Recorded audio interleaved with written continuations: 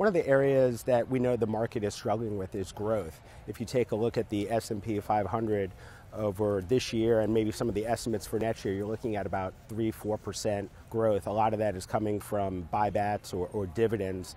And within the payment space, specifically within Fintech, we see 4, 5, 6 times that level of growth. And we have a couple of different drivers of that growth. One is simple e-commerce. If you look at, on an annual basis, about $25 trillion is spent at retail.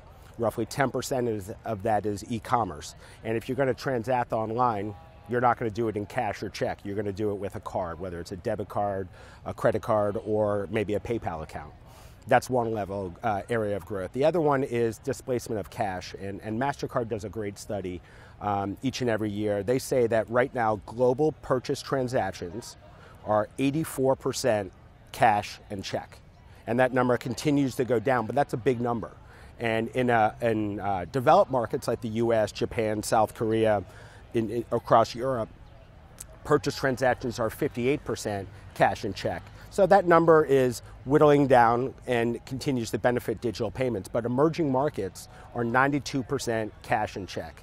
And so over the next, not month, not quarter, but year and decade, we're going to have huge growth coming just from the displacement of cash. So we have e-commerce, we have displacement of cash. You also have great growth coming from new customers. So there's 2.5 billion people around the world that are either underserved by banks or don't have a bank account at all. We're seeing great growth in prepaid cards because people want, as they get more income, they want access to a card, whether it's a debit card, a credit card, or a prepaid card. We're also seeing new merchants come in terms of small businesses.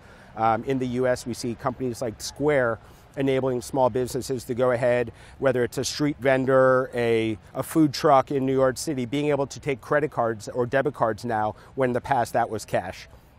And then lastly, another area of growth, and this is very kind of long-ended, kind of a tailwind for the entire payment industry, is that you have social media, whether it's Facebook, Instagram, LinkedIn, Twitter. Being able to transact inside of that feed is a long-term kind of growth driver. So when we look at the industry, we see a market that's growing 2, 3, 4%. And within Fintech, specifically within payments, we see kind of 4 or 5 times that level of growth.